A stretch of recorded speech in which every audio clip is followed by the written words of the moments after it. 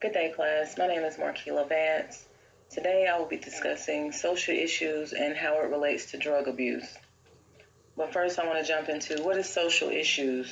Social issues is a problem that influences a considerable number of individuals in a society where consequences of factors beyond that individual's control, source of a conflicting opinion on grounds of what is perceived as a morally just personal life or societal order, which stems from social and economic issues such as child abuse, social injustice, bullying, police brutality, effects of traumatic events, systemic racism, not having a mother or father in the home, eating disorder, peer pressure, domestic violence, mourning death, and or drunk driving.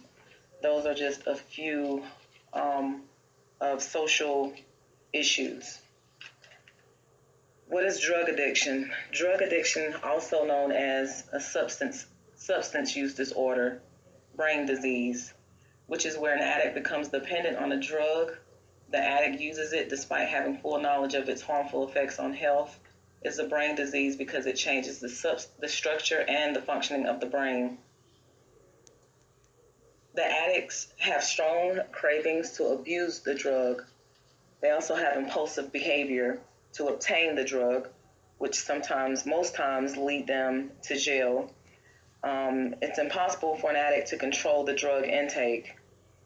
The addict intakes the drug in large doses rather than the recommended amount. The addict cannot perform responsibilities in an efficient manner. It affects the mental and physical health, extreme changes in body weight. That is just a few of the symptoms of drug abuse, the effects of drug abuse on a drug addict. Unfortunately, children that have parents that has abused drugs are more vulnerable to a drug abuse problem later on in the future. I also believe that rather than sending addicts to jail, we should focus more on treating them rather than sending them to jail, and implement supportive networks, whether it be governmental supportive networks, charities, or just private networks such as family, friends, or just loved ones.